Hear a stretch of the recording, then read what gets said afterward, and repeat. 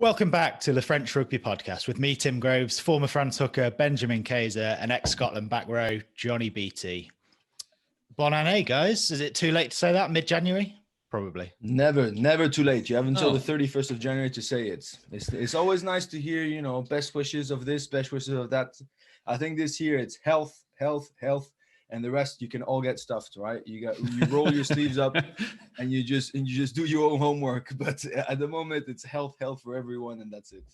Exactly. And it can only get better. 100%. Here's to 2021. Absolutely. And how was the end of 2020? Good Christmas, good New Year? Oh, well, I've got a funny story around Christmas because so I think we'll speak about it in a second, but how do you say that? All hell broke loose. Is that what you say? Absolutely, yeah. Hello, yes. After that Bayonne Leicester game, which I commentated for French TV, and not knowing that basically that was the game that was going to kick off, the shitstorm about the difference of, first that English variant that arrived in the world, and then how it's impacted on rugby and all that. So I commentated that game. I heard that same day that the rugby, Tunbridge Wells Rugby Club, one of the boys tested positive that I coached on a Thursday. So the whole squad had to be tested. And they're saying because of this new variant, I was hearing like Netherlands shutting the borders. And I'm in France, 2 days before Christmas. I would love to be in France for Christmas, but I would still rather be with my wife and girls, And so basically I'm thinking, oh shit, this is going to happen. And please don't tell my wife. Good thing she doesn't listen to the podcast, because I didn't take the first flight back. I took the second flight back because, like I said to you, Johnny, I wanted to go. Bayonne is an hour and a half from Bordeaux.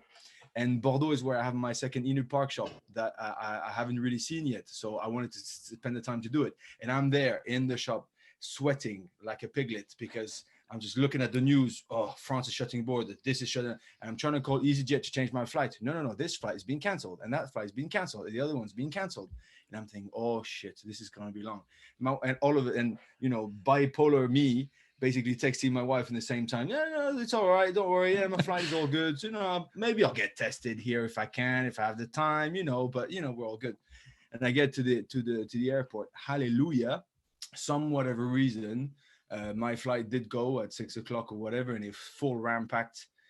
Is to say that they bust your balls about being careful with gel, with masks, but then in the flight, everybody was touching each other. I was like, what kind of thing is it? It's space out, people. The world is... What kind of flight was it? Why are you touching each other? EasyJet. No, you know what I mean? And it's like, oh, well. And so basically, I did get there. We all got tested on the Tuesday. And everybody's all right. That was really good fun to have to go test my little ones. So elbow in the face, second hand, holding both hands down, and stuffing those things in the nose. That was no fun, but they did well, and everybody's all right. So I thought I almost got locked there, and then I realized because of that variant, because of that particular game, how much it's impacted top 14 rugby. So it was a fun weekend. And European stuff as well. Now it's gone everywhere. Whole thing's locked down. Yeah, I mean, for European, I don't know what you think, Johnny, but they didn't really have much of a choice, did they? It's just too hot, too young, too sudden.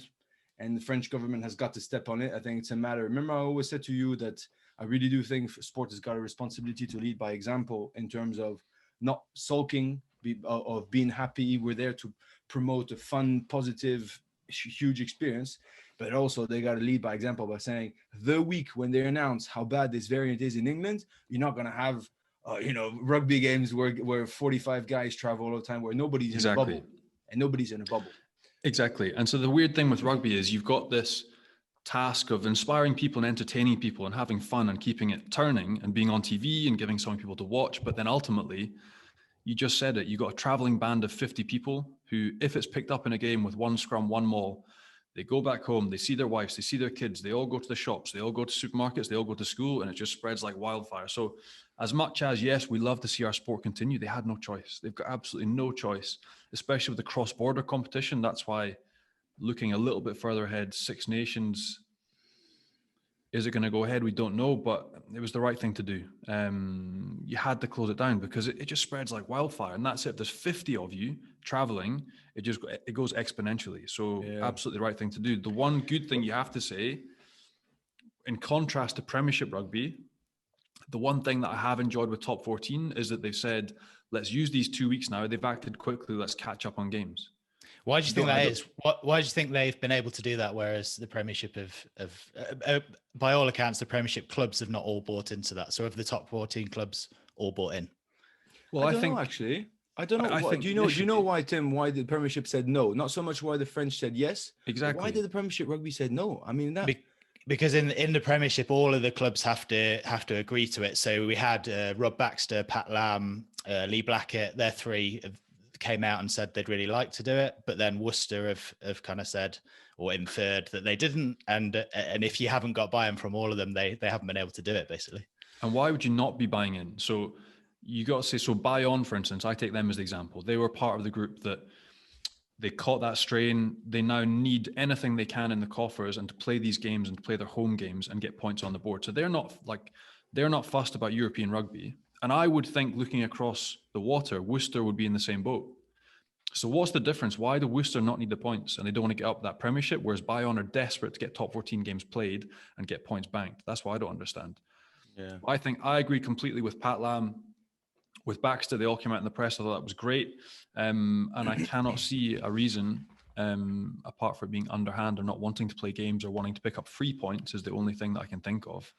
But no, I think it's great. Top 14's back on. Games are back on. They're taking place. People are staying fit, which again leads to less injuries because you're chucking people into games after 3 weeks off and training in little bubbles. It's dangerous. So no, credit to top 14. There's also Johnny, a little something that brings us back to our ongoing theme about French rugby, which is the politics behind it, is that let's not be fooled. Exactly like you said, Bayonne, their priority is not Europe. The priority is to win 100%. every single game, because what you have to understand is when the game gets postponed and their club gets shut, the boys can't play. How quick do you lose match fitness by staying in your house and jumping on a rowing machine whilst doing puzzles with your kids? It's pretty quick, right? I mean, Give me 3 hours. Exactly. So that's complicated. So even though if let's say, oh, you're allowed to play it next week, fantastic. But that means they're not going to be the full Bayonne side. Like you said, they need absolutely everything to stay up, to keep their project going and all that. No problem. But there also the politics behind it is that. So the world of rugby is going to be transformed in the next couple of seasons, right? I mean, we've sort of addressed it from time to time. The private equity investments, and I just saw that there's apparently another private equity company that's going to take 15% of the ABs. A shit ton of money is going to be chucked into huge money. Huge money. I think it was $1.3 billion valuation, and they're taking 15%. Boom, fa. And so basically, it's like. You've got that something's going to change and there's not too many dates. And from the start, what I've told you is that top 14 are like, oh yeah, when they talked about aligning the calendars, if they want to touch the top 14, it's going to be war. Well, this is precisely the same thing. They basically see it as, is Europe or is us? So Europe has changed a tiny bit. They got, because of that new formula, basically there's one feature less, right? But now they're saying it's Europe or it's us. So the reason why they want to jam pack this top 14 is that imagine we get to the end of the season at the speed at which it's going. There's going to be 12 games to replay. I think Montpellier 3 games late. A lot of teams, or maybe not 12 games. Let's say some teams might have 6 games that they need to play. How the hell do you decide to say, out of those 6 games, do you deserve to win, to lose, by bonus, not by bonus, whatever? So you can pretty much decide who's going to be qualified or not in the little boardroom by deciding, do you allocate points or not? And they don't want to get there because then the broadcaster might be like, oh, listen, I paid 100 million for 100 games, but now there was actually 25 of those games that were decided by all schmucks around the desk by deciding, oh, this guy won by 25 points with a bonus point. So it's a tough one. The last thing they want is to end up in this. So they're like, let's get rid of Europe and let's at least use those 2 weekends to do it and to get some top 14 games in. So it's also it's back to when things are shit. It's back to a little bit of self-isolation of looking only at your front door. Self-preservation. Absolutely. And they're like, but what pisses me off is that it goes back to the same thing, that they're not even allowing a little bit of change. Europe are not perfect. They're far from being perfect. And we need to address this whole Toulon Scarlets thing, which at the time I didn't really know what was going on and actually felt bad for everyone because I wanted the game to happen. But I can't believe that the EPCR guy, the French guy, Vincent Gaillard, then came out saying, the game was clean. I can't believe they did this. And then you actually go into the details. some Toulon boys rock up at the stadium, and some Welsh guys are telling us, "Oh, mate, yeah, we've got 7 cases. It's not great." Mental. And then they're going to be forced to play, and that's 5 days before Christmas, right? Or something like that. You have to think about the guys as being human beings. If you're gonna have the chance to spend Christmas with, well, it's not the case in England, but in France, if you have the chance to spend with your in-laws or with your parents or this and that, the last thing, I don't care about catching it, but the last thing I want in the world is to give it to somebody who's vulnerable. So you got to think about them. You got to be like, all right. And then when they dig even deeper, you realize they got tested once during that week. That's it. You compare it to the Bayonne case. Oh, listen, imagine if we apply the same formula. Leicester, listen, yeah, the variant is really tough. Let's test them all on Monday. We'll see. On Monday, correct me if I'm wrong, Johnny, but I think they had 1 positive. On Wednesday, they had 7. And by the Friday, they had 9 because they almost went to play in Cast that weekend. But they got retested 3 times that week. And on the Friday, they had 9. And that's when they called it off. They're like, listen, we're going to contaminate everyone. We're going to press pause on top of our team if we keep on going. So that's what really pissed me off about this whole thing. Is literally, like we've said it from the start, right? Everybody needs to get tested all the time.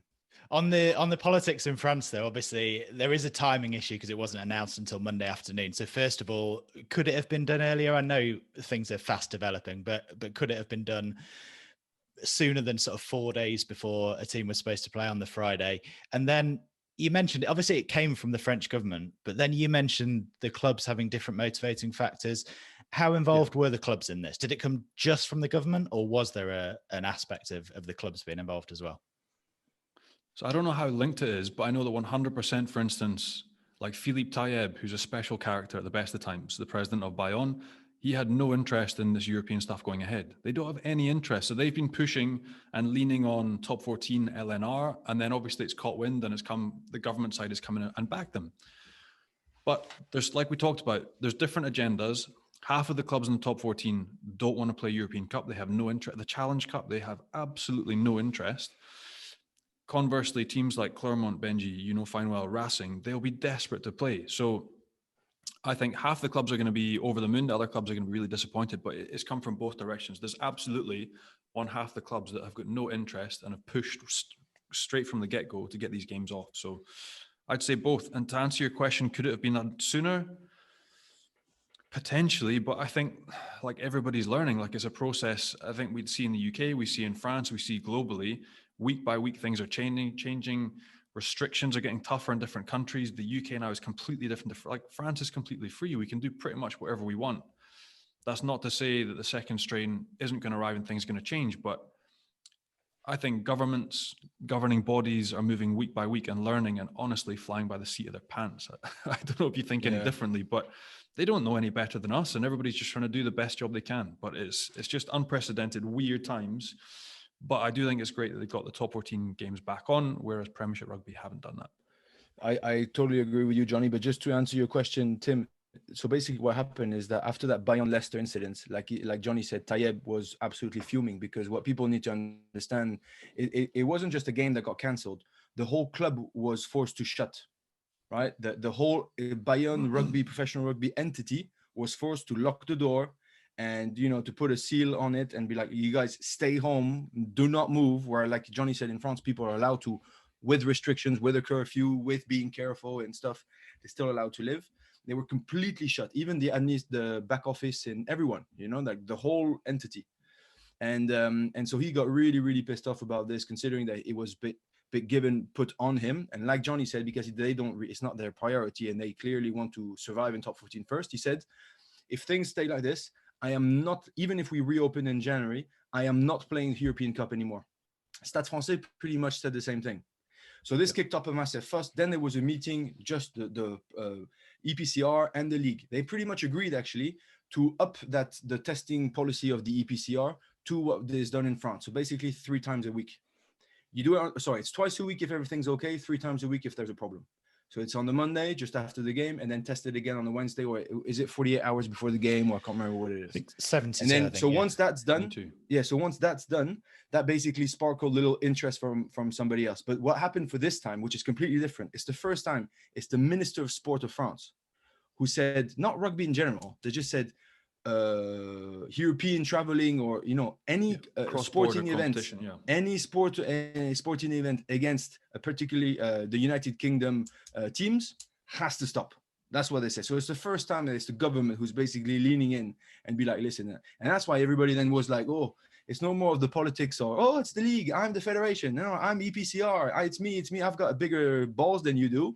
No, it's the Minister of Sport who rocked up is like, listen, this is much bigger than everything else, and let's stop. And I think what saves the Six Nations is that the first game is Italy-France, right? Or France-Italy. Yeah. So there's no traveling into the UK.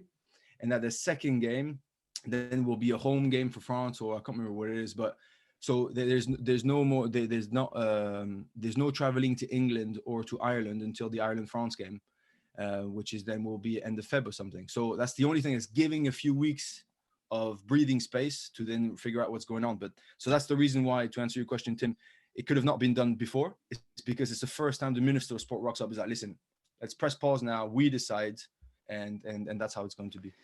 And the top 14 is back. You mentioned it, Johnny, and there's been a bit of news, hasn't there? So you predicted it on this show a while back. Xavier Garbajosa, he's gone from Montpellier. He is, mate. But the writing was on the wall for so long. From murmurs within the club, from people that worked with him, and results, they were just, I don't know, they were dreadful for so long. When you think about the raw ingredients and what they've got, their team, Arthur Vincent, Andre Pollard, who's injured just now, Louis Picamol, they've got one of the best squads in the top 14, and it just hasn't clicked. So called it a while ago, but not surprised. And being replaced obviously with Philippe Saint-André. And you've worked with him, Benji. I don't know if he's the best guy to come in and do the on-field stuff in terms of actual coaching. And no, I didn't think so either.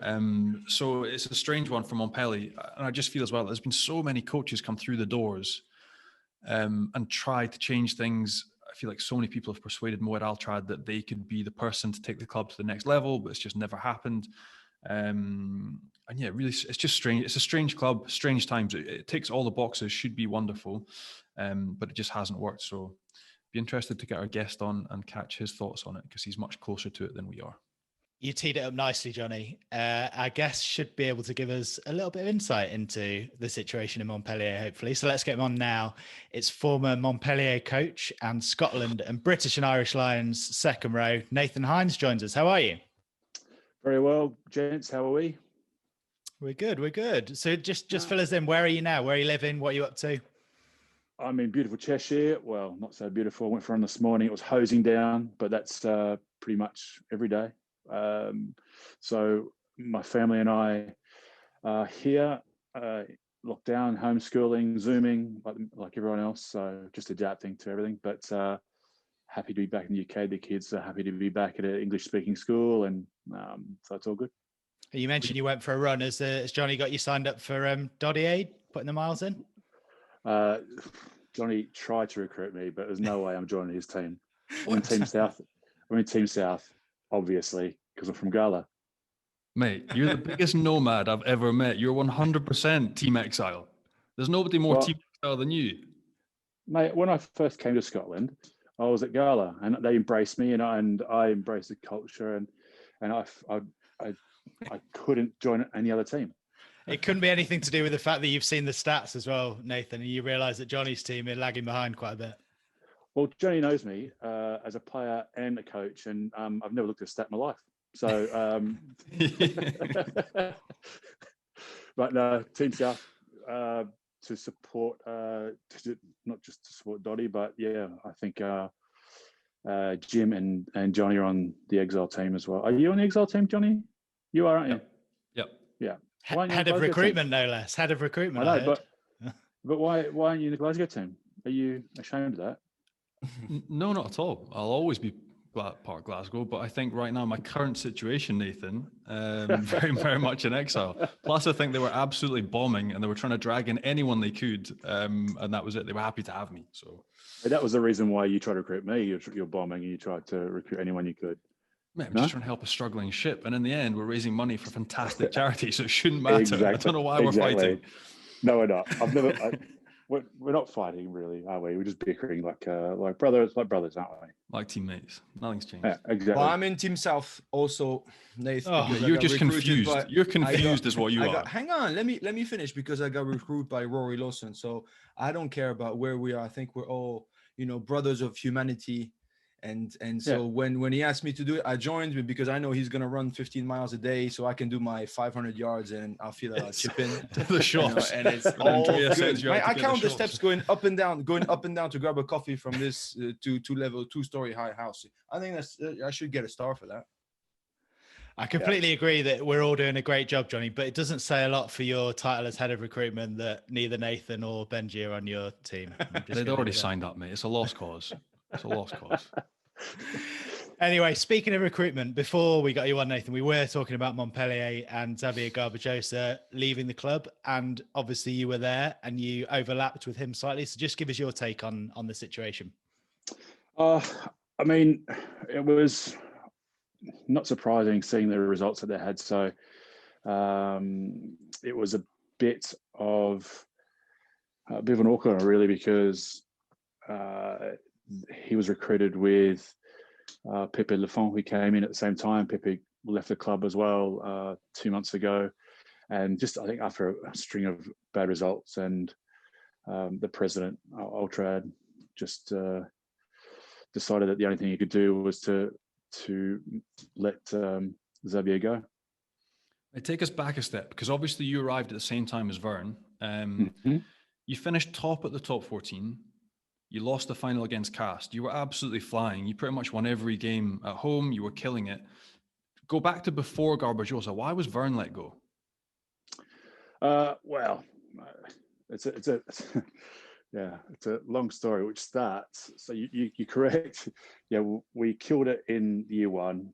Most trials, I think, in top 14, and we won all our home games. Got to the final, crapped the bed, and Cast beat us. And Benji, we know about Cast, how they can just limp their way to the final, and like they beat us at home. My last game at Claremont, they beat us at home in the barrage, which was the only time I lost at Marcel Michelin. And that was the game where we lost the record of 77 consecutive home wins at Marcel Michelin. They're the team to do it. Yeah, that was it. And we were absolutely poo that day. And they were really poo as well, but we were just worse. But they just know how to play finals footy, and that's what they did against us. They barred up and smashed us. So, so in that second season, before the season started,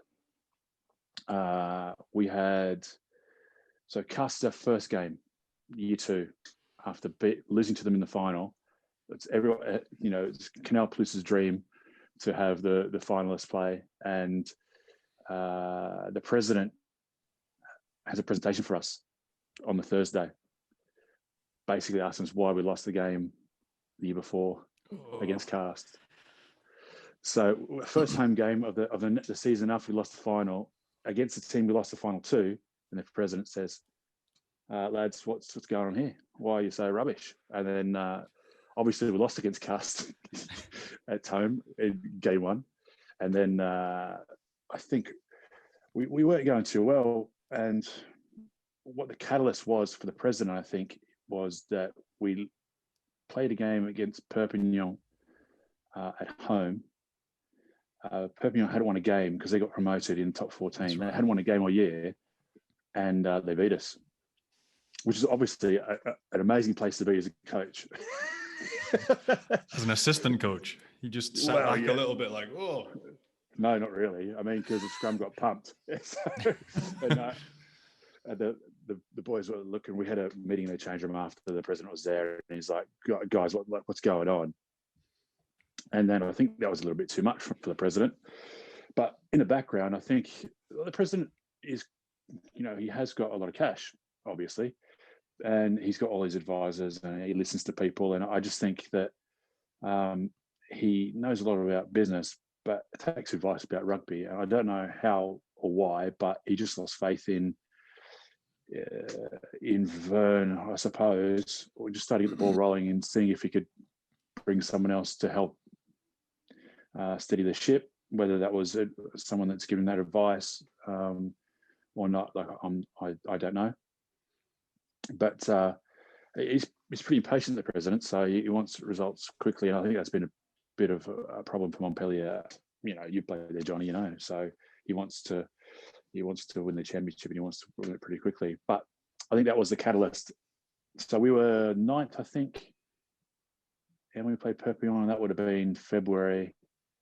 The Prez got the ball rolling on finding a replacement bring someone in. I don't think it was to replace Vern, but make Vern, in his head, director of rugby, bring someone in who turned out to be Xavier.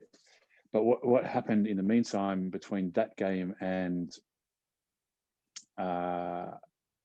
the end of the season is that we went on a really good winning streak,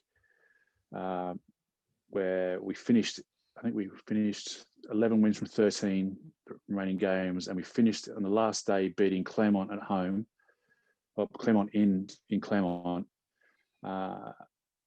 which we were the only team that year to do it. And Cast lost at home that day, so we went and played a barrage at Lyon. Subsequently we got pumped. we had nothing in the tank. Basically, we were playing a final every week for the last 3 months, so 3 or 4 months. But I think after a difficult start to the season, we managed to pull it back. And I'm pretty sure the president didn't think that we were capable, the players were capable of doing it, and we did. So obviously, it's too late to pull out. Xavier was brought in with he was a forwards coach. I mean, obviously, there was a year left to go, and he brought in Pepe Lafont, and Xavier came in year 3. So that's a pretext to that, Johnny.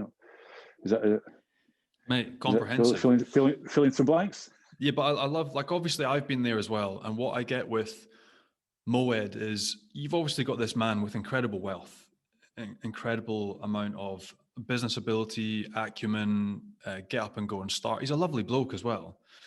Yeah. But you can't be letting room to talk about rugby. Like, he did it 2 or 3 times when I was there, and you just want to, no, just stop him. Somebody, I know he's the president, but just somebody stop him getting in the room, because he just kills it. He flattens everything. He's got no idea of rugby culture or how to talk or rugby people. And it's horrendous. And I don't know, just everything at Montpellier, it could be one of the best clubs in Europe. Yeah, no doubt. It's got everything to draw people to it. It's got wealth. It's got a fantastic stadium. It's a beautiful place to live. It's got the beach. But just, I don't know, you get there and it's just the infrastructure, or there's an off vibe, or you feel like there's something dubious or underhand going on, and you never quite get your finger on it. And then obviously you have every 2 years somebody come in and try and pull the wool over Moed's eyes and make him believe that he is the Messiah and he can win the top 14. And it just is a constant circle and a nasty cycle. That's the thing. I mean, I think if he just settle on a coach or a staff that could have some sort of continuity and make it that the players. So what you're saying, people aren't safe there really, because when I left the SA Scotland, Vern and I got there early. Alex King and Ian Vass they came a little bit later. So we watched the barrage for the previous year. They're racing at home. They got beat in the barrage. But what had happened as well, there were some players that we didn't want in our squad. The GIF quota was changing, the salary cap and all that. So we knew those players that were leaving. The president hadn't told them. No one had told them. So they had. I know this story. This is awesome. Yeah. Go, Wagga. Yeah. This is great. Mate, it's not awesome if you're a player, mate, and it's not awesome if you're a coach coming in. So no one knew barrage against Racing. No one knew anything about the next year. The president didn't want to tell them. I don't know if Jake White wanted to tell them. If it was his decision, which it does make a difference really. So we watched the barrage on Saturday, and then the president said, we're going to have a meeting on Monday afternoon to introduce you and Nathan to the team before they go on holiday.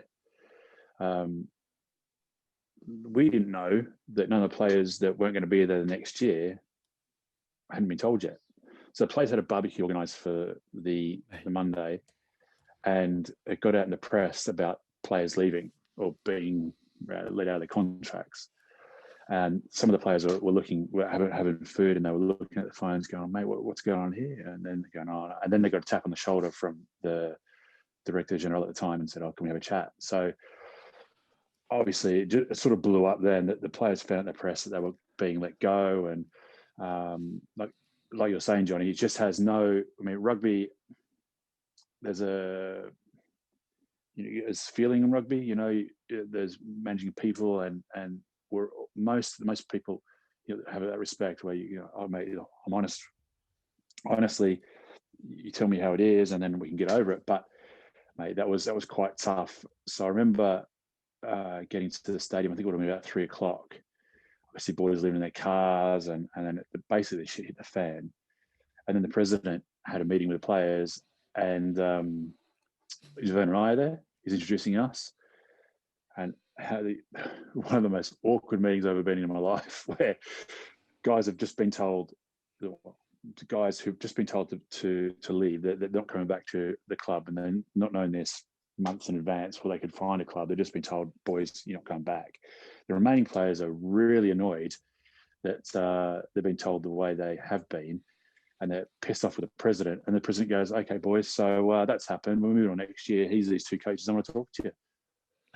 So it was awkward. It was really awkward. But that's the lack of empathy. The lack of empathy. So rugby, everywhere in the world, rugby talks about values, culture, a sort of unwritten code, trust that we have with each other, and that's one of the things that we haven't got into yet in the podcast. Benji, I can see you head in your hands. You're going to love this. But it's one thing that in other parts of the world is slightly more respected, or there's a bit more respect for players. Whereas because it's so business-like, because it's presidents that have big companies, and they're very much used to, how can you say this, almost transactional leadership. Right? I pay this guy off, he gets his payout, he should be sweet. But that's not the way it is. There's an effect and there's an emotions behind these things that have a ripple effect and a butterfly effect on everyone in the squad, their feeling, the vibe, and then how that club is viewed by all other teams. And that's it. Montpellier is just one of those teams for one reason or another. And there's a few of them in France that has that. And it's that, for me, it's transactional leadership. Oh, I've paid him off in June. Like, he's going to get his full year contract. He should be happy. Mate, no, he's got a wife. He's got 3 kids. They have a house that they've bought here. They're happy. He has to now find a club or continue playing like Antoine Batut's a good example. He was one of the blokes. Yeah. Wife, 2 kids, has to find a club and find a team and a job in 3 months. Otherwise, he's forcibly retired effectively because you can't find a team. And who wants a bloke that hasn't played for you? And it's just mental. Like, Benji, I want to chuck this to you because I can see you're gagging to get in. No, cool, mate. We spoke about Marvin O'Connor already. Remember, he got sacked 3 times, 3 consecutive clubs, and he got 3-year deals. And the big answer from all those Moed Al-Trad is like, why are you going to complain? I just wrote you a check for 150 grand, 200 grand, whatever it is. Dry your eyes and move on. Well, I know this is fun, and Hines, you were in the middle of it, and I'm sure at the time you were not laughing at all because that is heartbreaking shit. But it really, really pisses me off to hear that again and again, because how long ago? That was 3 years ago, right? When Vernon was there and all that. Ago, yeah. And he's just repeatedly, and he's the same guy that was in the lawsuit with Fabien Galtier for 2.5 years and ended up paying it off for a couple. And then Jake White, and like never ending. Wow, Jake White should have never been there, in my opinion, but that's just my opinion. But basically, it's just, what pisses me off is that it's repeatedly the same thing, and this is crushing my soul in terms of, and exactly like you said, beautiful place. There's a huge academy that you forgot to mention that brings some fantastic players out that are really, really good. There's a really, a very proud region around the club and the values that it gives and stuff. And there's a really strong legacy, from the past of this cool club that came back from, the Louis Picamol era of those guys that came from 2nd division, the Fufu Drago and all that, and brought this club back to where it should be. Then you bring one of the biggest French businessmen success of the last decade, who should be there, not only because he's got a lot of cash, obviously, but he definitely knows a few things about business, right? You can't take that away from him. But then when a guy like that can make so many mistakes repetitively, again, then, don't get me launch into this, but dips his fingers with the federation in the most dodgy way you could possibly think, that allegedly. Really puts allegedly, obviously, but but you know, and really puts, I don't think these guys realize the shadow that it puts on the whole of French rugby. It's not just Montpellier. It just makes us look like idiot, because you make the players only be money driven, because you're like, oh, listen, if they didn't kick much more of a storm and actually burn the club down, that means all they care is about their welfare. Yes, but when you turn around and your missus is like, oh, what are we doing next year, and she's mortified, then you pull the check out. Yeah, listen, we'll be all right for a couple of months. Don't worry. You know, we can sort the kids out. We're not jumping off a cliff right now. And that's, you got to know that the guys have got to take care of their own ones, right? Then you got Hines. You're gonna be like, oh, but they let go Vern. How could you possibly do that? But you're in the same wheel. You got to work. You got to keep on going. We got to make the best out of a shitty situation. So basically, I really do think it's like you let the wolf into the den, or I don't know how you say that, you know, Yep. au parc aux agneaux, and then we're just letting those mistakes be done. You know, you're just like, you're just letting those mistakes being repeated all the time. And I mean, listen, Hines, I played with you in Clermont. We had a great time, and Vern was there, and we were not perfect in Clermont by a mile, not by a mile, but at least you could walk in and speak to Vern. You could walk in and speak to the president at the time. You could speak to Jean-Marc Larmé, I think it was at the time. And you knew you were going to have an honest answer, right? You knew there wasn't going to be any backstabbing about, listen, you know, shut your mouth now. We forget about who you are. We forget about how many kids you've got. We forget about what you've done in your life. And we're just going to chuck you out the window. It's not perfect at all, but there's a tiny bit more respect that actually makes me feel a little bit more warm inside about recommending rugby to other people. I mean, you've got sons. Waga, you know, recommending them to go play in Montpellier in 10 years' time. Right now, you're like, well, stay somewhere else, you know. Well, it's a couple of things, Benji. Like, I think for rugby players as well, you can't be half in. You can't be half into playing. The sport's hard enough as it is, right? So if constantly you feel like you've got a red dot on you, you're not going to invest yourself emotionally 100%. Or physically into your club. You know, like we've had, I mean, the president brought in Johan Goosen, he's a good bloke, but we had to get rid of 2 players to fit him in the salary cap. 2 players that we wanted to keep because they're really good for the squad, you know. But obviously we're forced to do that because the president had some advice and brought him in, or even, you know, that's a whole nother story about Goose and Racing 92. Get into it. That's a great one. Come on, give us the depth on that one, because everyone really wants to know. I don't know the story on that one, mate. Oh, mate. No, I don't actually know. I don't know the story on that one. That was done. I think that would have been done before we were there. But the funny thing is, a bit of a story is on that, when we played Racing 92, third year, we played the start of the season in my third year. They welcomed in the change room. They welcomed back former racing players, and Goose's name wasn't on there. So, well, obviously I wrote it up because that was quite rude. But yeah, they don't. You're so awkward, man. Yeah, I am. It's just me, mate. You know. I know. I know. Just be a pain in the neck. And then, yeah. So obviously they're still a little bit sore about that. But going back to the emotional security thing is as well. Like, I think that's a problem. If you kind of keep repeating the cycle, Benji, like you're saying. About, you know, you get a coach in, you get rid of him, you get another coach in. Jake White came in. Funnily enough, you talk academy, he decimated the academy at Montpellier. We got there and there was like zero players, there was no players whatsoever. All the good players from Montpellier playing all the clubs in top 14 now, and they're amazing. When he came in, he brought in South Africans to bump up. That was a different time with the salary cap and the GIF, which caught up to us when we started. And I just, like you say, it's a great place. It could be an amazing club, but no one invests themselves fully because they're just fearful of that transactional leadership saying, I paid you for this, you do this. If you don't do it, then leave. So then I got a question, because you say it obviously impacts the players, and that was going to be my initial question. But Johan Goosen, to sum up the situation, was a racing player, decided to do the dodgiest thing possible, fly back to South Africa, pretend that I'm retiring from professional rugby, whatever, to get out of a long-term deal to sign somewhere else. Yeah. Even Boudjelal and Lorenzetti, who are not the cleanest blokes in the world, said the club who will sign Johan Goosen is led by a thief, is led by a mob, you know. And then all of a sudden you see Montpellier, boom, boom, boom, boom, coming through, and they signed him. And how did they do it? I think they must have paid him in Safa for a while, and then get him to come back. Whatever they did, like you said, that's like that will be part of a good book in a couple of seasons. And they got him back, but that's the impact that it's got, like you said, to shine back onto the lack of trust in the whole organization.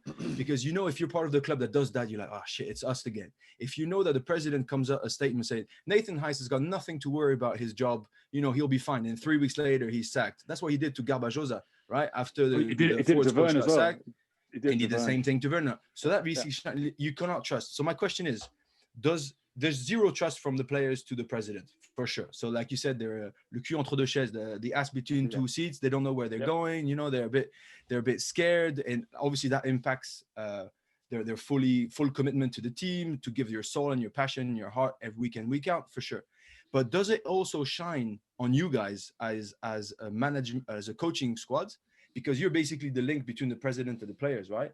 Does that prevent from the players to actually trusting the coaching setup because they were above or not? Because let's face it, Montpellier has always been a tough place to play, right? It's not been about physicality. Physicality has never been the problem, but you could just tell that there was just that little bit of thing that wasn't clicking, apart from what you mentioned, that last stretch of season where you end up beating Clermont in Clermont for my last game in Clermont, thank you very much, and then you lost in the barrage against Lyon, and you had you needed like consecutive wins just to fit in. And I remember Mohamed Awas, the French prop, scoring a try at 81st minute against Stade Francais, who got you a bonus point. Yeah, like it was incredible. They were out, ridiculous story. And then there's a kickoff, and he picks it up and he scores last minute, and then you get that bonus point that allows you to score. So that's when I felt there was a bit of glue in that squad. And so my question is, does that lack of glue, is it impacted? Is the relationship coaching players, is it as impacted as president players? No, I think what Vern did really, really well is he served as a barrier between the president and the players. He said, look, boys, we're rugby. The president is the president. So we have to look after one thing, and that's us. And whatever happens outside is what happens outside. We can't do it. So, and Vern, even as a coaching group, Vern absorbed a lot of shit from the pres that we didn't even know about. So he did a lot of work just being that buffer between everyone. But I think the reason why we came back like that is because we, as a group, playing and coaching group, we were quite, we respected each other, and we knew that there was a good relationship between us. I mean, it was brutal at times and always honest, as you know, Benji being coached and Beats being coached by Vern. But I think that the investment that players had with us was different than how they feel with the pres. How is Vern? Mate, he's in New Zealand. He's in COVID-free New Zealand on the farm. So, mate, he's amazing. I get a text from him now and then. Can you actually see Vern coaching Fiji? I think either he's going to have a heart attack, either he's going to kill one of them, but something's going to happen. Or he might be the first coach to actually transform them into a hell of a side, competing side. So it could be a bit of everything. I think he's changed a lot since he first came to Montpellier, to Clermont, Benji, but still very intense. And I think the good thing about VC as well, he understands the culture of where he goes. So he learns a lot. He likes to read and be informed about the culture of Clermont, or Scottish history, Scottish culture, Montpellier and Fiji. Obviously, Fiji's got a massive culture. So I think he makes a real effort to understand the people that he coaches.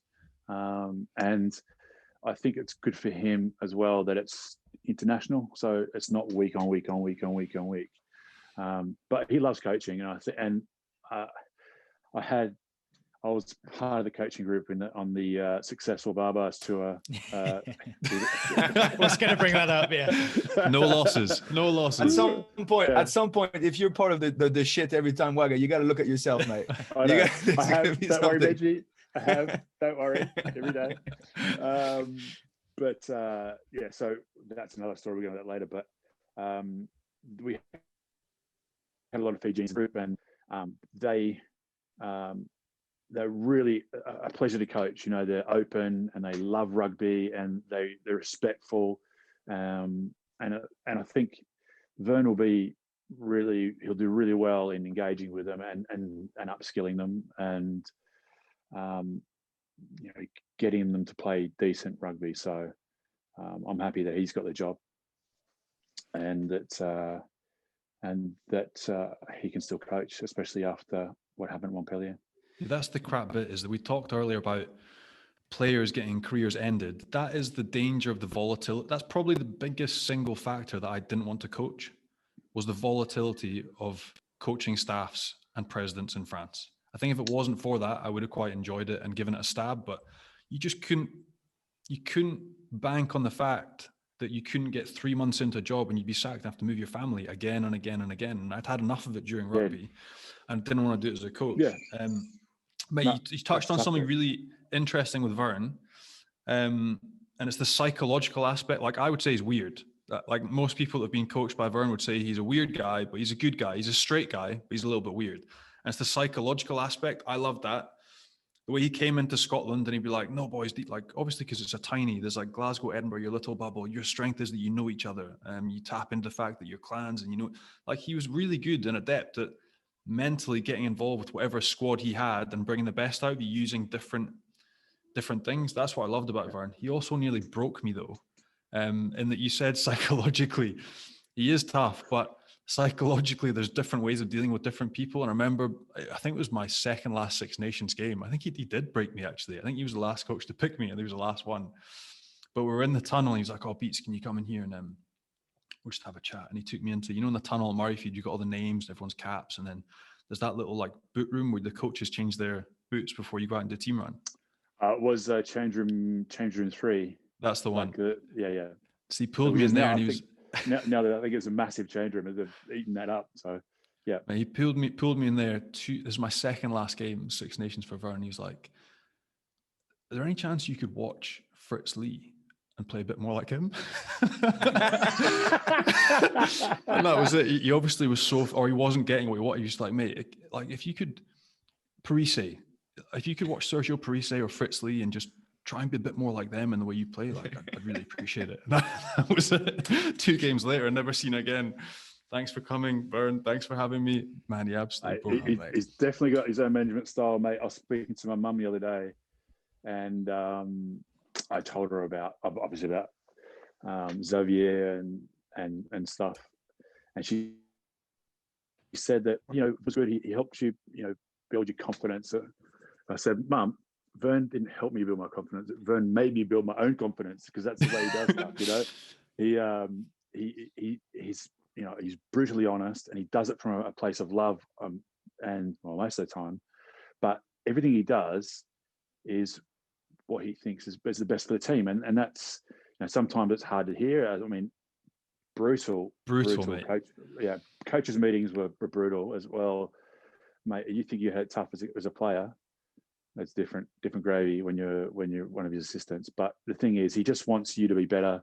He wants the team to be better, and that's just the way he does it. So, but like, you're going back to the story thing. I think he just tries to find the identity of the squad, the team, whoever he's coaching, tries to tie it in with the history of where you are, and I think that gives everyone a higher purpose and gives everyone in the squad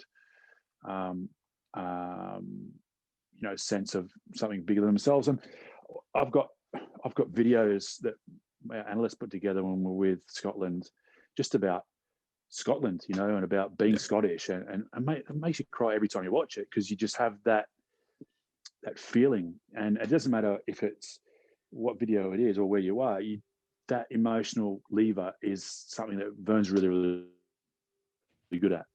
Yeah. And mate, also, I was going to say, the feeling you got, even though he didn't really enjoy me much as a player, which I understand, you can't be everyone's cup of tea. You're not Fritz Lee. You're not my cup of tea, though, right? No, I'm not anyone's cup of tea. But you 100% got that vibe. Whereas I would have struggled to then have a coffee with him or have a glass of wine. But you two actually became really good mates, like on and off. Like, you have a few glasses of red together, like you chill out together. You got on really well. Yeah, we did. And it wasn't like I don't know. I don't know how it came about, really. I didn't spend any time outside of rugby with him when I was at Claremont, Benji, apart from one time after the cast game, he invited me around to his house and said, "Mate, where do we go wrong?"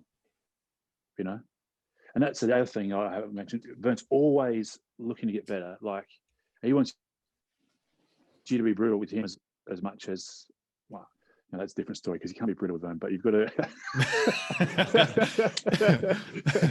But he's always asking, like, always reviewing, always saying, right, that doesn't work. What can we do? So even after that cast game, he's like, mate, what did we do wrong? How did we get the year wrong? Did we have, but he just wanted some help to get better. So that was the only time I really interacted with him. And then outside of the stadium. Apart from every Monday morning where you're eating his ass just to make sure that you were on the team sheet, right? Well, apart from that. No, I think he was trying to fluff me up, mate, to keep me fit so I could play on the weekend. That's the way I remember it. Imagine, we had second rows. We had Nathan Hines, Jamie Cudmore. We had two 52-year-olds in the locks, but mate, they were hanging in there. So they weren't really there Monday, Tuesday, but by Saturday they were there and they're properly there. Mate, so you're full of shit. Lucky. I had full of shit. I think you get the orange card that Vern used to come in. He goes, mate, you want an orange card today? I know you're old. You don't want to play. You don't want to train, do you? And like, mate, and obviously, because he knows that he says anything like, you can't do that. I'm like, well, yes, I can.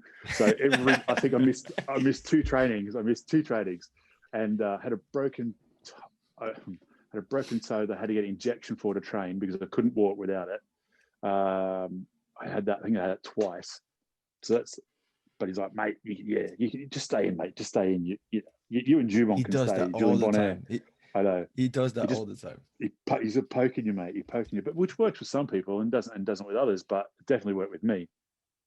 And I think the other thing Beats is that he just knew that I could not put up with. That's the wrong way to put it. But I was okay with being told straight, and what he was saying or how he's saying it wasn't aligned sometimes with what he was saying.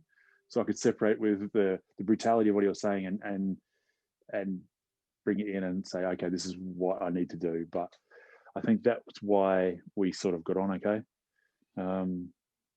And then, but yeah, we did have a few glasses of wine. We had barbecues and stuff, and he was good at like we had the staff came around to his house and got people together and stuff. So he's not as weird as probably you think he is, Beats.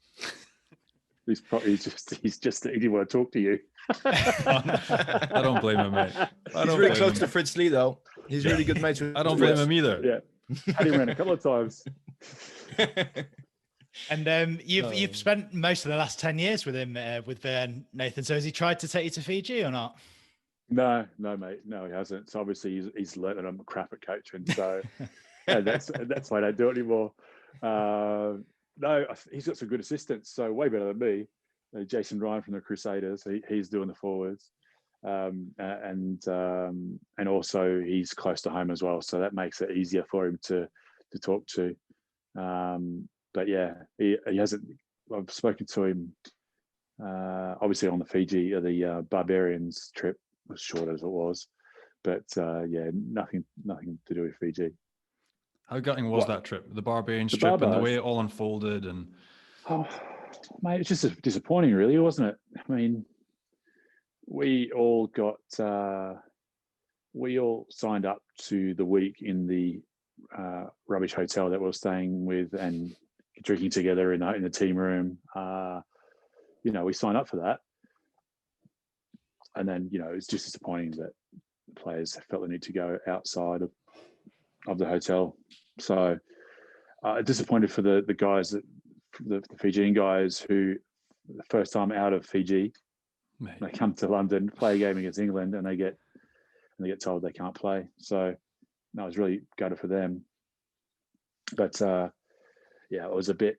The thing is, we were lucky to be able to have that game on. Lucky for these guys to be here, and it's just, I think, just disappointing is the word, mate. I'm not angry, disappointed. It's just one of those dead ones. But yeah, it was.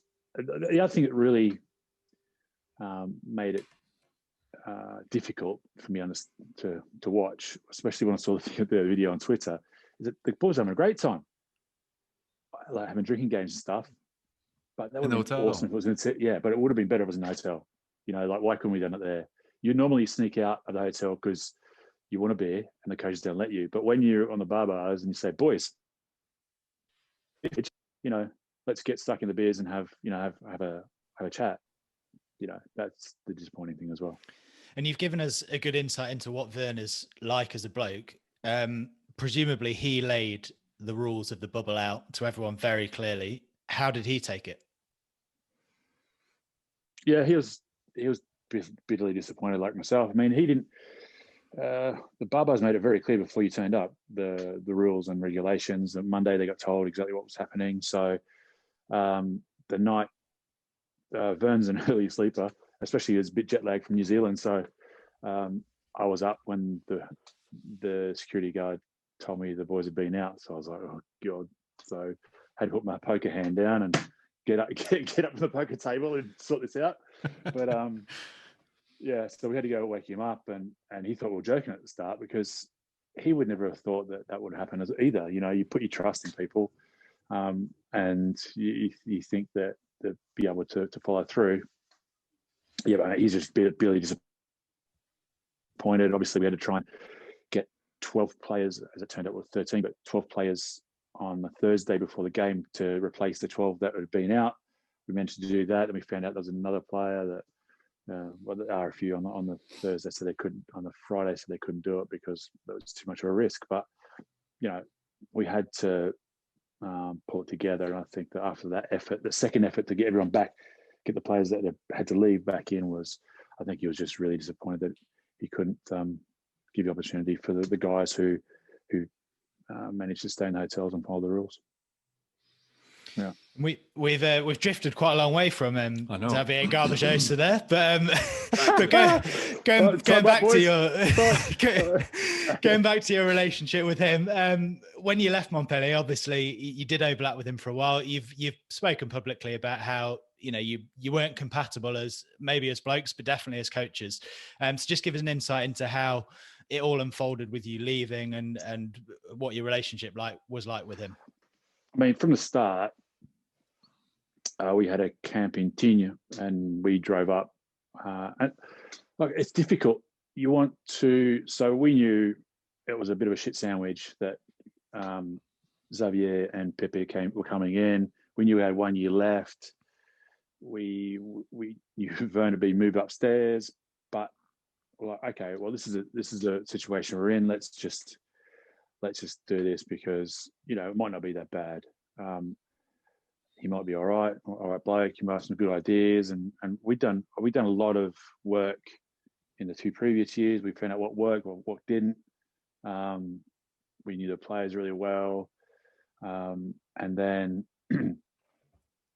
we went up to Tignes. I can't remember.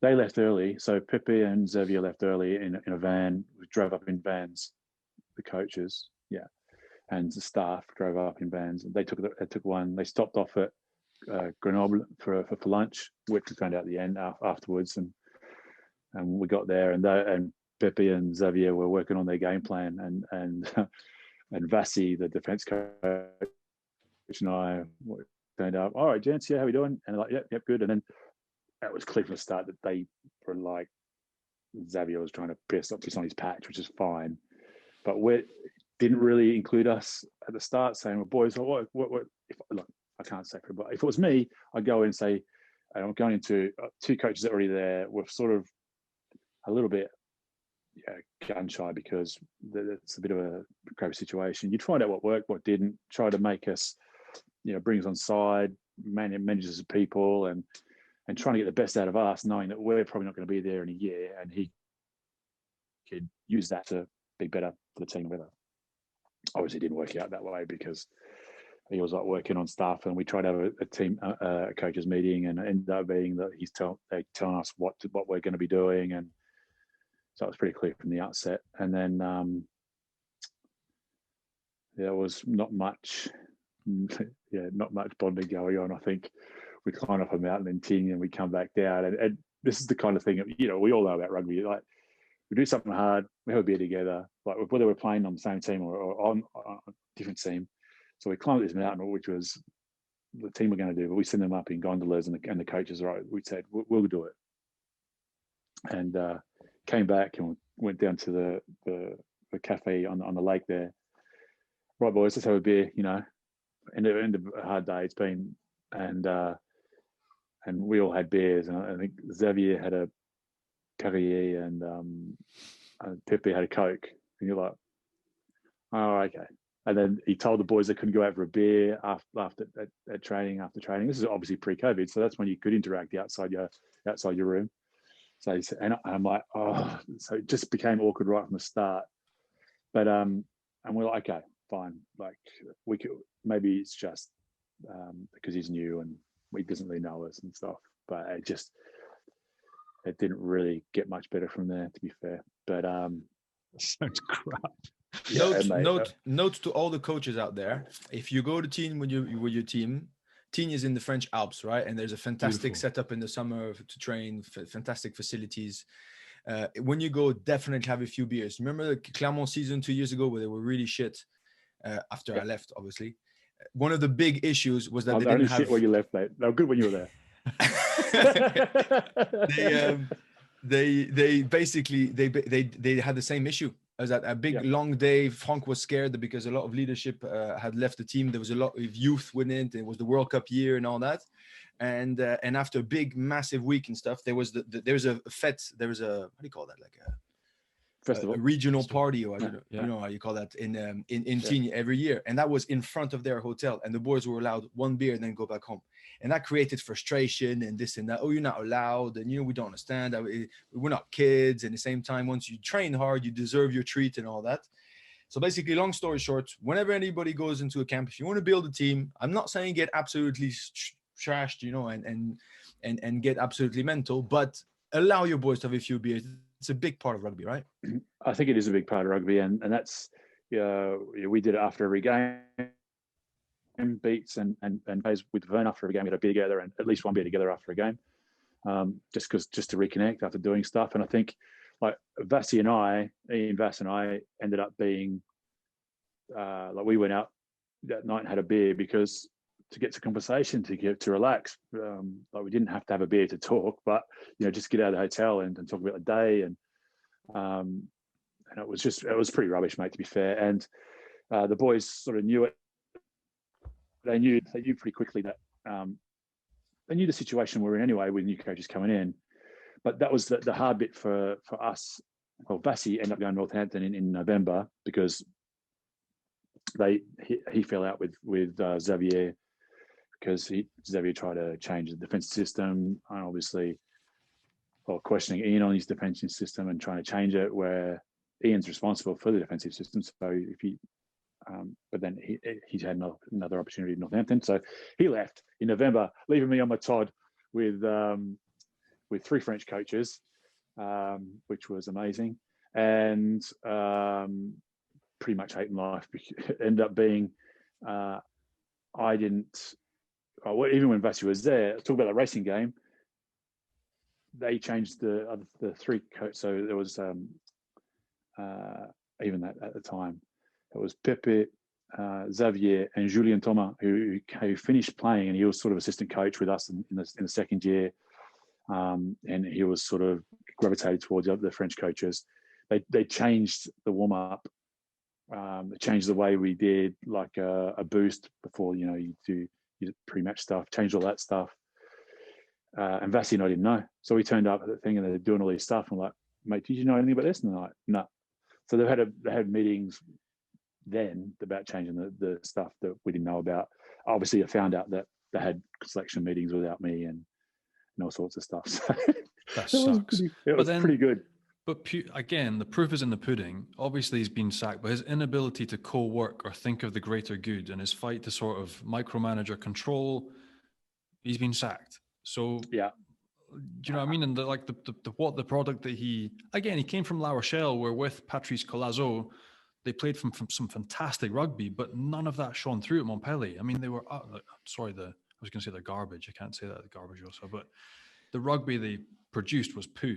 But, you know, off the back of the way he's been with the coaching staff, so then what transferred onto training pitch was actually, did anything that was seen to be good or perceived as productive from La Rochelle make its way over to Montpellier, or was it just something completely clean that he tried to do and just did not work? He didn't work. I think he tried to play from everywhere, and we'd been pretty good at exiting, and like our scrum wasn't amazing, our handling, scrum wasn't amazing. So if we played any rugby in an hour and a half, we made and dropped the ball, we're going to get pumped in scrum. So looking at that, when he came in, he just said, let's just play from everything, everywhere. There's no real detail around stuff. It was pretty much just play. Look, the best way to describe it is Toulouse 1995 or 2005. That's the way he wanted to play. Offloading, no rucks, that kind of stuff. But he just didn't have the team to do it. And rugby sort of changes. We didn't have a scrum to do it. You couldn't dominate in the scrum. We can hold, have parity in the scrum, especially made errors in the first half. And there's just no strategy to a game. I mean, even like this, going back to the game against La Rochelle just a couple of weeks ago where they got beaten, the strategy was to play around them. They played in a hurricane. They played it like it was so, and they knew all week it's going to be wet, windy, it's going to be rubbish, and the strategy was play around them, and it's just a mistake. So, I have to go back. I forgot where I was now, but there was nothing that he did that was anything to do with the game. Agen, we lost at Cast because we didn't have a kicking game in the first game of the year. And then Agen outbeat us by strategy. They outkicked us. They played in our half, and we got caught in our half and got bumped. And that shouldn't happen. So, and as many times as we tried to help, because we wanted the team to win, Vassie and I, and end up being just myself.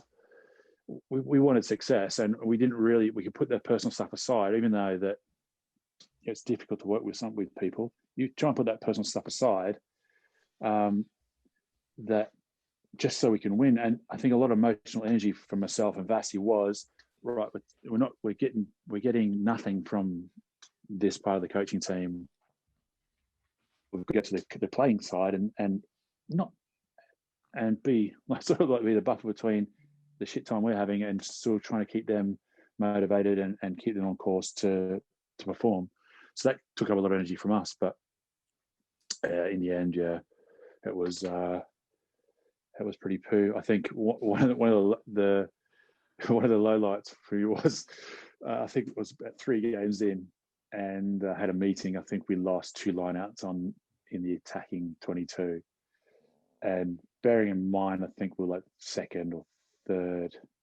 Our lineout was quite good. Second or third were quite inventive on the line,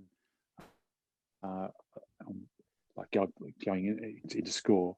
I think we lost 2 lineouts, and that really annoyed him because obviously by the time we get to the 5-meter line of lineout, we worked so hard to get there because we played for our own try line that he's expecting us to score a try. So we missed 2 lineouts in 3 games. He's like, right, this is shit. Nathan, you have to consult with Vern now. Everything you do has to go through him. Bearing in mind that Xavier told Vern he doesn't want anything to do with him because he doesn't want it's his team and he wants him just to stay up in the office and not come back. So that was interesting dynamic as well. He came down with the coaches meetings every now and then at the start, but then didn't come back at the end. But so he said, run everything by Vern. Vern's going to make all the decisions, but you can still have the pleasure of talking to the players. So I was like, I didn't really know how to react, and then I let it go, and I was like, that's just wrong. So that's just the kind of thing. I didn't really enjoy him as a human. I didn't think we definitely weren't compatible as coaches, and it was pretty bad time. To be fair. Yeah. Oh, actually, sorry, I forgot to say about the Savon et la Planche. Yeah. So that's the disappointing for me. The thing that the president said about that the assistant coaches that were in place when Xavier came along were that we set him up for a fall, which was a bit disappointing because we said that to the president that we were quite happy to work with him for the best of the team, but there's no way we were doing anything that was not for the best of the team. So I think as people, Bassi and I, Marty, the analyst, it's not against, as it goes against who we are and what we would do. But that was a disappointing thing because it wasn't the case. So for Moed to say that, for Moed Altrad to say that, that's obviously come back to him.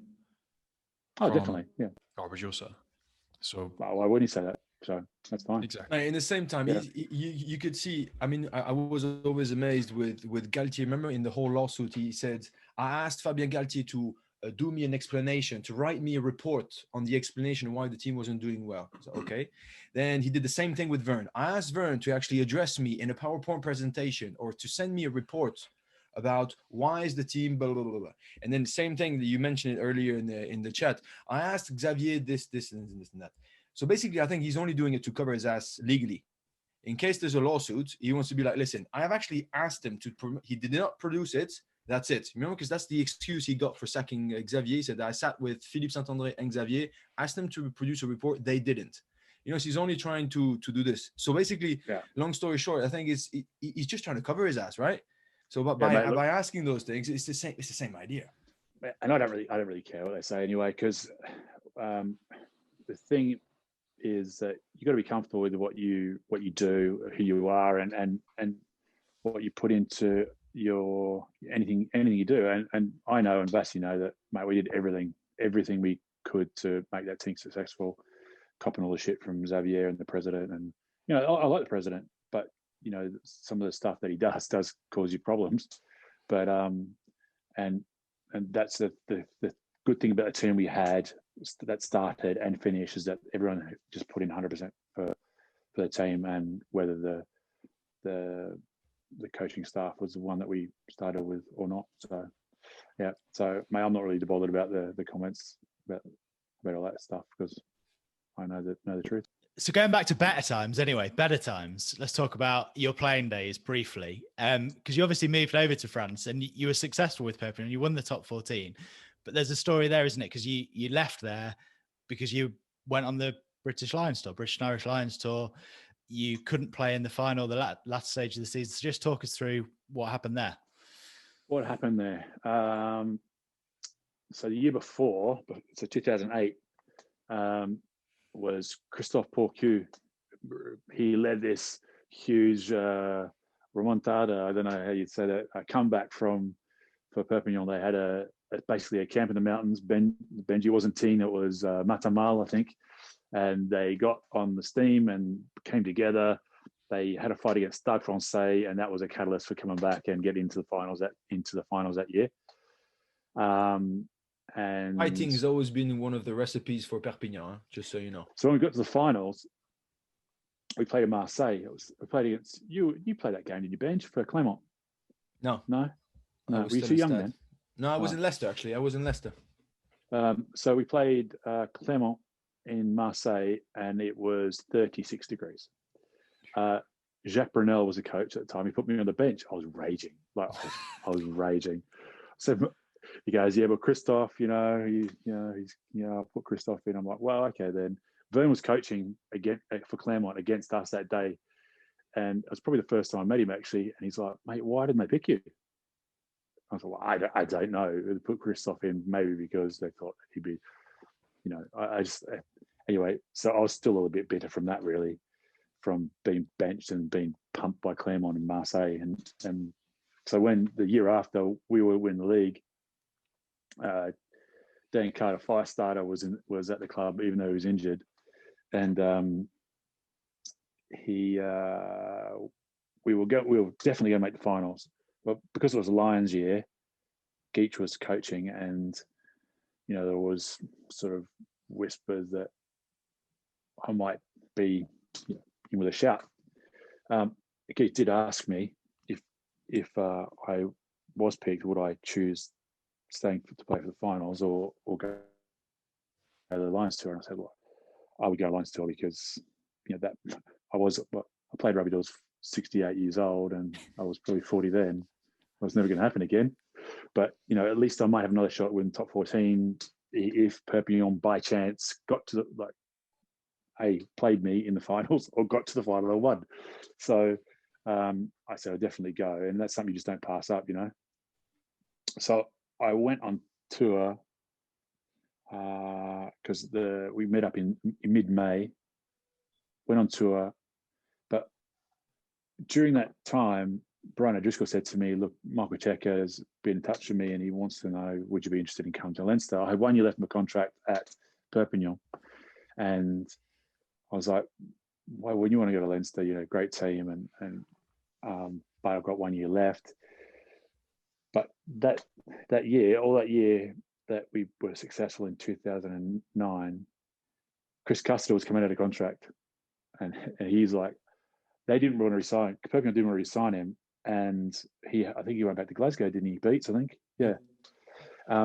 So because he was leaving, they didn't play him, and that was rubbish for him. He was trying to get back in the Scotland team, and I was like, oh shit, I don't want to spend a year on the bench because Jacques is annoyed that I didn't go to play for the finals. And I said, look, mate, if Perpignan are happy to let me go, I would gladly go to Leinster. So yeah, I made the arrangements in that summer to move. So I left Perpignan as a Perpignan player, and then went back to Perpignan, packed up my stuff, and went to Dublin. And so when you'd agreed verbally to go on the Lions tour, you obviously then have to have the conversations with Jacques Brunel, with the president of Perpignan, and say you're not available for the phase finale. How did that conversation go down? Like, they must have been pretty unhappy. Yeah, but they understood. They understood that I wanted to do it. I mean, Bernard Guter was the coach, forwards coach at the time. He was a good friend, and like he was disappointed, but he could see from my side that it was something that I couldn't turn down. I mean, I was disappointed. In an ideal world, it would have been amazing if the top 14 season finished and then you could go on a Lions tour, but it wasn't the case. So I sort of had to pick. I didn't know that Perpignan would make the final and go on to win it. Because not that it made any difference on my decision, but I was in the hotel room with Stephen Jones in Durban watching the final, and it was awesome to see. The only thing is I didn't get to play another final, or to get to play in a final. So you got a few others though, sure. Good other stuff, yeah, which is good. But and that's the thing. I don't regret that decision at all, and that comes down to what I was saying before. As long as you can, at the end of the day, you can be happy with the choices you made and who you are, then you're all good. And then after a couple of years at Leinster, you moved back to France with Clermont. I think you arrived at the same time as Benji, didn't you? What were your first impressions of Benji when you both rocked up at Clermont? We were at the same time. Yeah, 2011. Really? I thought were you there? Me. I was already a legend there, but you were at the World Cup. No, what happens is that I think, no, you didn't play the World Cup that year, did you? No, 2011? I did. Yes, that's why. So you arrived a couple of months after, because I didn't play the World Cup, so you were away for that time. Yeah. Well, a lot happened in 2 months, clearly, Benji. Absolutely. No, honestly, a lot happened. We didn't lose a game. We lost one game that last in 9 games, so we're already legends. The thing is, too, most of the academy boys came through, like Jean-Marcelin Boutin. He started playing there. Noah Nakatasi, they started playing in that. Yeah, and Fat Wes back in the day. He in that period, a lot of guys got some good footy in, and that just set us up really for the other part of the year. But yeah, it was good I had French when I was at Perpignan, and then because I've been away, I'd sort of forgotten it. So it was good to have Benji there to speak for me, really, because Benji likes speaking. We all know that. And no, but it was good to have Benji there because he had he's obviously French, but have that experience and away in a different environment to come back into Clermont. I mean, we were quite good that way anyway. We had a lot of people that shared a lot of different backgrounds and different ideas and history, so that was a good thing. I think we came together quite well. But yeah, we had a good time, Benjo. I mean, I played with the Hines in one of my biggest disappointments of my whole career, the 2013 Champions Cup final against Toulon. Stop it. We had an incredible season that year. We did really, really well.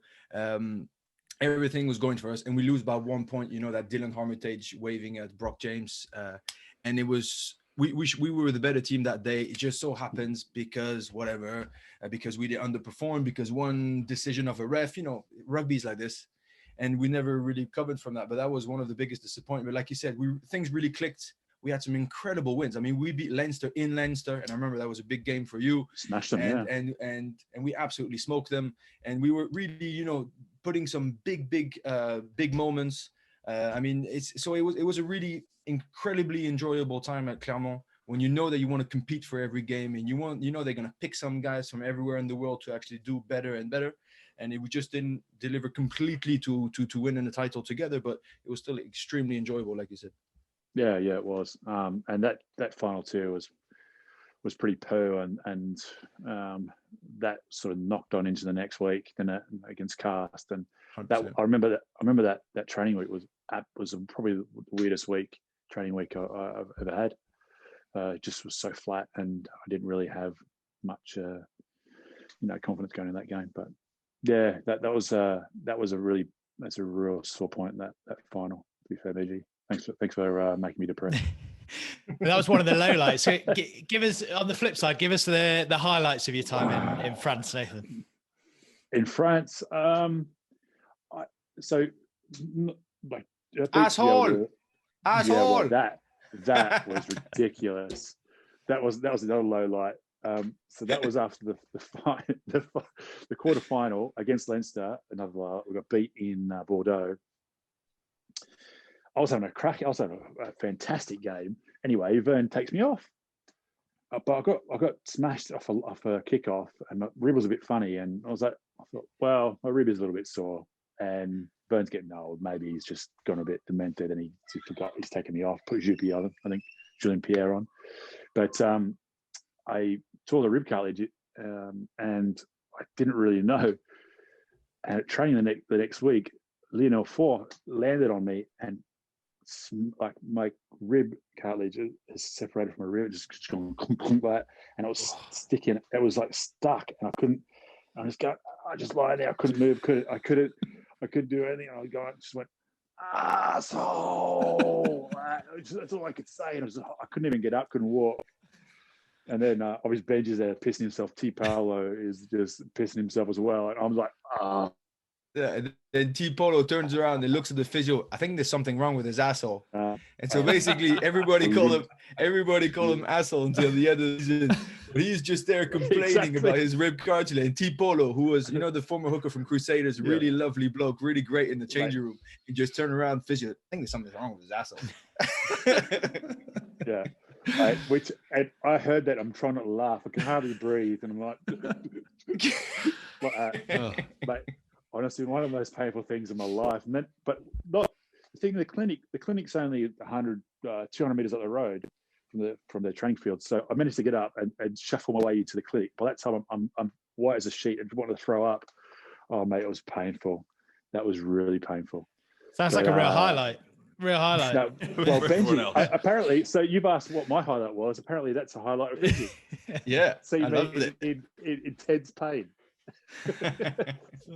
I think Beats can attest to this. It's just the big highlight. I think is just living and learning about another culture, living in France, learning about another culture, meeting new people. I mean, this is outsiders holistically speaking, and not talking about rugby, but just being able to experience new stuff and you give your family a different experience. That leads on to this question, and it's an opportunity to give it back to Benji a little bit. I knew there's another question coming. I was leading you in. That leads on to this question, an opportunity to give it back to Benji a little bit. You're the perfect person to ask this question to. You've played with Johnny and with Benji. Did you room with either of them? Who was the better teammate? And give it back to them. Oh shit.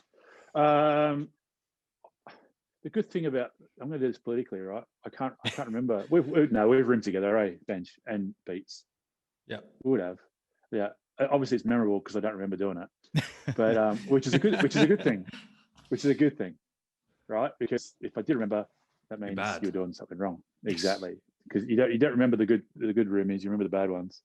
But I think, I mean, you know, these two clowns, they're good in the team environment. They're good people, and I think you need good people in your team and in your rugby team. And you know, I enjoyed. I'm not going to say who was better, who was not, because they're both good dudes, right? And that's all you want. You would just want to work with good people. Benji probably blamed me a couple of times for some shit line out calls, which is okay. 100%. Never my fault. Always yours. Obviously. Benji hates throwing a short lobby throw, because he always got into me about that, which is okay. We just never called that. And then if we did and it was shit, it was his fault. So, but yeah, that's the good thing about these two guys, is that they're good team blokes and they do anything for the team, and that's what you want. Absolutely. Very disappointing though that you didn't lay into them, but hey, I thought we'd gone off very lightly there. Nothing came out. Well done, Wagga. No, mate. That's how I roll, boys. That's how I roll. So just tell us now, are you itching to get back into coaching? What's next for you? What's next for me? Well, the next has already started. So I have taken a role with Gallagher Insurance. I am development director, and I look after the relationships between PRL, the clubs, and Gallagher. Obviously, with Gallagher being the title sponsorship of the Premiership, the title sponsor of the Premiership. So I look after all those relationships, make sure that everyone gets what they need in regards to players and access and all that kind of stuff, and that to help Gallagher introduce rugby to their clients and their future clients to rugby, and make sure that we can use rugby as a vehicle to win new business.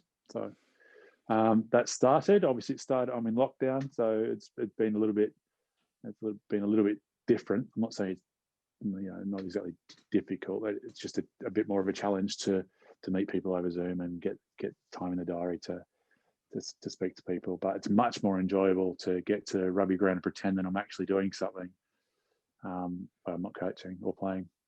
So you're not desperate to get back on the coaching field then? And you mentioned as well you're in Cheshire. So if Alex Sanderson gives you a call and says, "Hey, fancy sale?" Ooh. Nah, mate, that's not the case at all. But I spoke to Alex when I was down at Surrey's, because we had a sponsors day down there when we were allowed, and I mentioned it to him. It was just after Steve Diamond stepped aside, and I said, "Mate, you coming up the road? What are you doing?" And he said, "Yeah." And he gave me a pretty much a straight bat, and didn't give anything away. So, and that's all I know, boys. But no, at the moment, I'm pretty happy working at Gallagher. It's a good opportunity to do something different. Coaching at the moment, the coaching landscape, like you're saying, Johnny, you have to move around all the time, and with COVID and everything that's going on, I'm just quite happy to learn something new. I'm still involved in rugby in a capacity, which is awesome. I get to talk to good people, good rugby people. I mean, the rugby family is, while it's quite large, it does feel quite small. Everyone's got the same sort of values, and that's quite good. So yeah, and if the situation changes or I can get to a rugby game, I'll be really, really happy about that. Absolutely. Yeah. When we all thanks so much for coming on the show today and sharing all your experiences in France with us, and big good luck for the new role with Gallagher. Yeah, thanks very much. Hopefully I will see you guys soon. Cheers, Wags. Cheers, Wagga. Take care, my man. Cheers, gents. Been a pleasure. Yeah, he's a legend. One of the best. Like, I still remember my first Scotland tour. I think I actually roomed with Nathan, and it was in Durban in 2007, like ages ago, and just awesome. Then completely looked after me. Lovely bloke. Mrs. and family are awesome as well. And yeah, great to have him on. He's had some career. Like, way too nice to you guys. He's been everywhere. I know. We got off really, really lightly, but a total legend. Yeah, really nice boy. Yeah, he's had some career, that's for sure. Freakish. When you look, I mean, he's got so many. How many caps has he got for Scotland? Like 70 or maybe almost 80. He retired early as well. So he finished up at a World Cup. I think it was in New Zealand. I think he finished at the World Cup in New Zealand in 2011. Yeah. And he played on for years after that. And I think he got 70, 80 caps. So he's one of the highest. That's massive. He's got the British Irish Lions. I mean, he technically sort of won the top 14 with Perpignan. He definitely won one Champions Cup with Leinster. Yeah. Then he came back to us and he was 35 and the boys like, what are you doing to re-signing a guy like him? And he just kept on going and he was really good, very instrumental. And you could tell he wanted to be a coach, especially line outs and forwards coach. He really had a lot of appetite and curiosity towards it. He was always been a serious bloke, good at organizing things and being thorough about what he does. And I was joking around about him and Jamie Cudmore not coming back until a Thursday. Bloody hell, they had some good games, the two of them.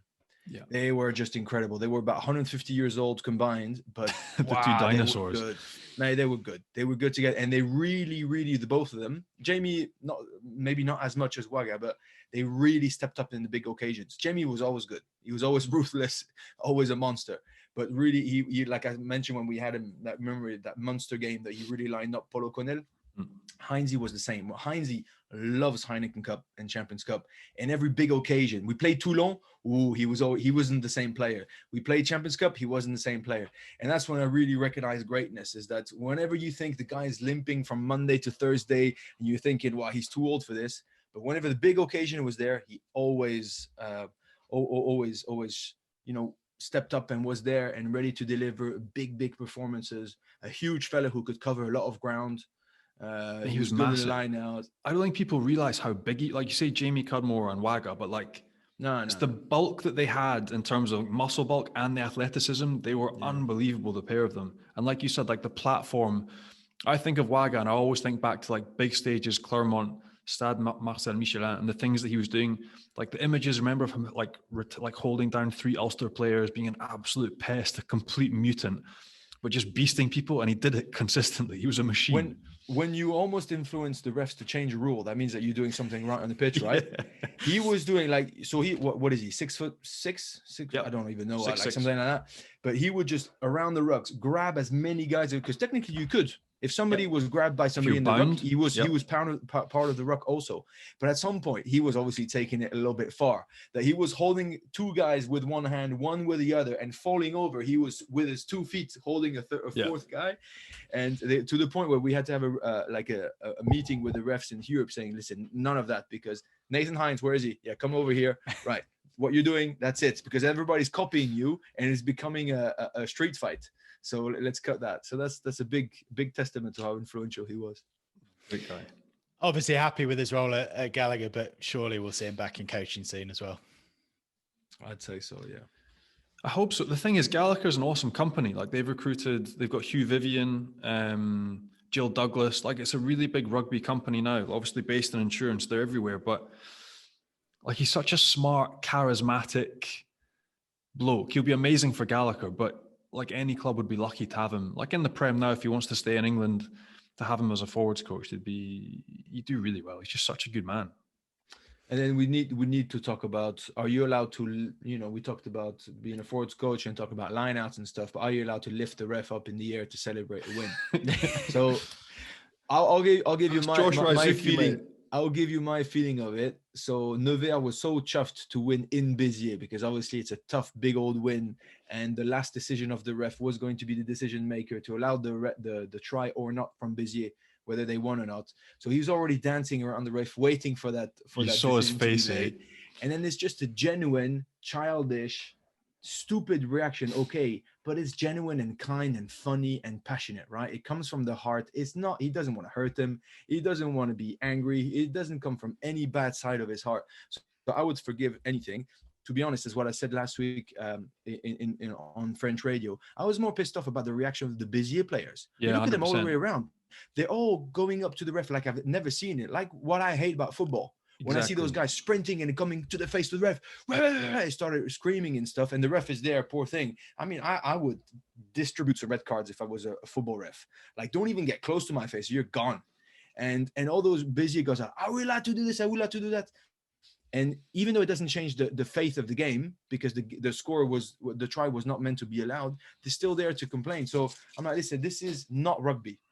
If we start to have problem in the stands, if we start to have disrespectful players to the refs, and if we start to have players who after a big scruffle, after a big game, don't shake hands and do this thing of, you smash the shit out of each other on the field and then you respect each other off it. If we lose that, we lose everything we've got. And we lose our difference with any other sport. So I think it's a matter of, obviously, the Fijian player was Raizuke. Yeah, cannot touch the ref. He's a machine. Do man. not touch the ref. I repeat, do not touch the ref. You cannot do that. Yeah, but it's just a mistake. Okay, so let's not make it bigger than it is, especially at the moment. We're so chuffed to see some rugby that that's the last thing that we want is to be like, oh, he should be banned for X amount of weeks. Well, so that's I hope he gets a week ban, like it should 100%. be. Max, I hope that's it. That's the kicker for me. Is I hope that you obviously can't touch a ref. The ref's clearly embarrassed. You have to be embarrassed in that situation, but he's got no choice but to send him off. That's the sad thing. It's come out of joy. It's the right decision, but I just hope that they look at circumstance, look at what's going on in the world, and like a week max ban. Just give him a slap on the wrist, but let's get him back. He knows not to do it again. Because if the ref doesn't do anything, I saw JP Doyle talking about it. If nothing's done, what's next? Is somebody going to grab and like give somebody a nuke? Like you can't be touching a ref. So 100% the right decision, but just a week ban and get him back in.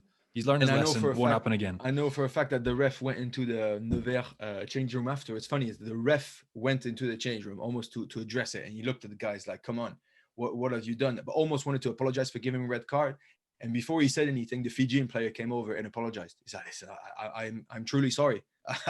It was a mistake. I didn't mean any disrespect. It's just that it was a stupid reaction." What do you say? My heart is too big, and Yes. I didn't think enough. And actually, they shook hands and and went from there. There was no disrespect wanted, and I think move on. Absolutely. And should we quickly talk about some of the transfer rumors? You love a transfer rumor, don't you, Benji? Contract agent time. Yeah, well, listen, if I heard that, what is it, the back row of Bath, Zach Mercer, that's what you just told me, is linked, who I think, to be fair, I think is a very good player. I really do rate him. I think he's maybe not a number 8, but he's not the biggest dude, but wow, he's got some wheels. Athletic, man.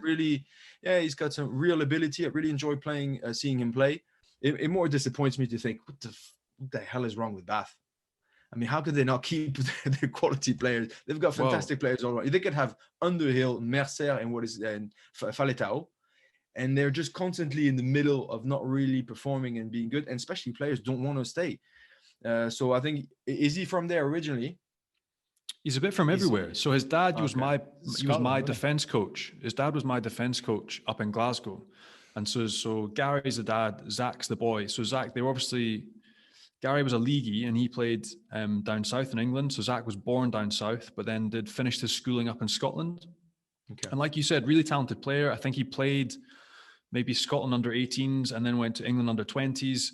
But you say, like, how are Bath not retaining the talent? So Zach's obviously one of those kids that isn't going to play ahead of Billy Vunipola, isn't going to play ahead of Curry, isn't going to start in an England jersey. And I don't think, like, Bath obviously want to keep him. He's English qualified. He would be easy QP, obviously. He's important to them. But Montpellier have obviously just opened the checkbook and been like, boom, here you come, and they can't compete. That's the only reason he would go to Montpellier.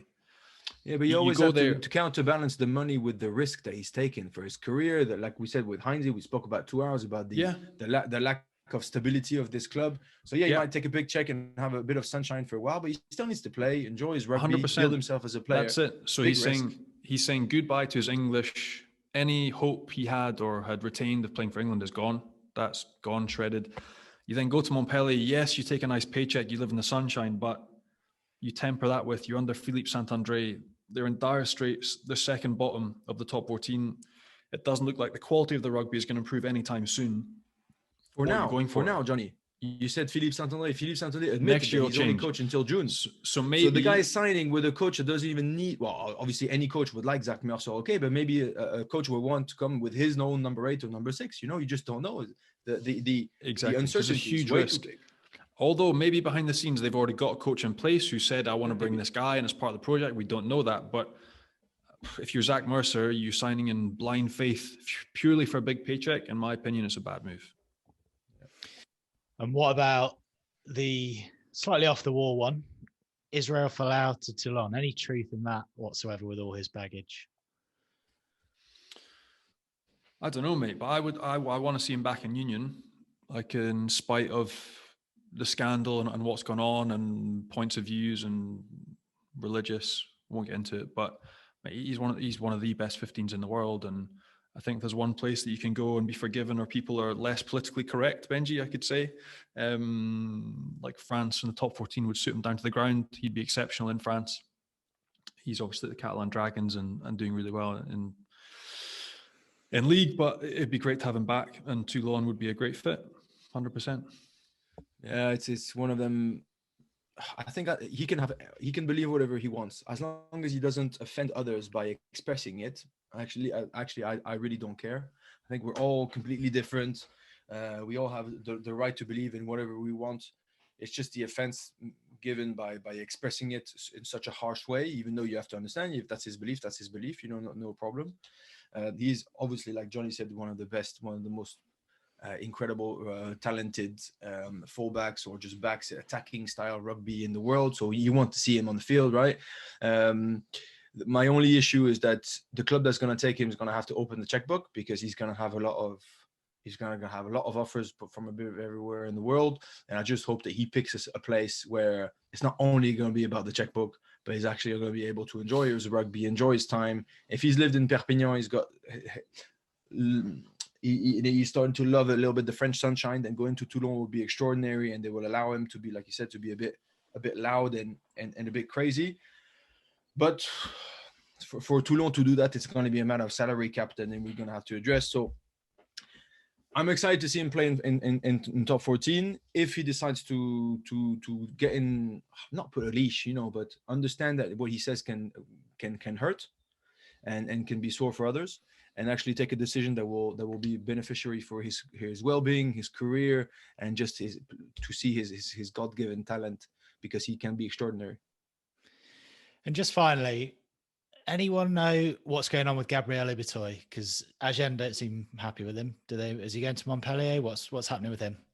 Well, he was phenomenal at the start of the year, but the rest of the team at Agen wasn't. And he signed, obviously, came over to France with a pro de deux clause. So if they get relegated, he has a clause that he can get out and sign for another team. So I don't know. It's a weird one for Agen to hit back at him.